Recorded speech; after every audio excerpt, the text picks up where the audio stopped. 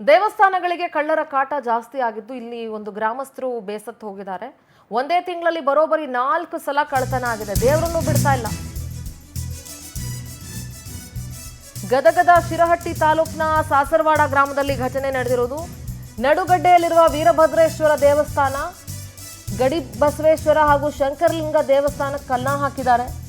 2 ಲಕ್ಷಕ್ಕೂ ಅಧಿಕ ಕಾಣಿಕೆಯನ್ನ ಕಳ್ಳರು ಕತ್ಕೊಂಡು ಹೋಗಿದ್ದಾರೆ. ದೇವಸ್ಥಾನದಲ್ಲಿದ್ದ ಸಿಸಿಟಿವಿಯನ್ನು ಕೂಡ ಖದೀಮರು ಬಿಟ್ಟಿಲ್ಲ. ಆದರೆ ಕಳ್ಳರ ಕರಾಮತ್ತು ಮಾತ್ರ ಒಂದು ಸಿಸಿಟಿವಿಯಲ್ಲಿ ಸೆರೆಯಾಗಿದೆ.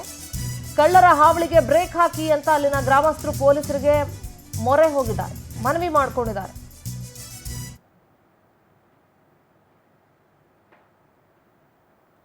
ದೃಶ್ಯಗಳಲ್ಲಿ ಗಮನಿಸ್ತಾ ಇದ್ದೀರಿ. ಬೀಗ ಹೊಡೆದು 4 ಸಲ, ಒಂದೇ ತಿಂಗಳಲ್ಲಿ 4 ಸಲ ಕಳ್ಳತನ ಆಗಿದೆ.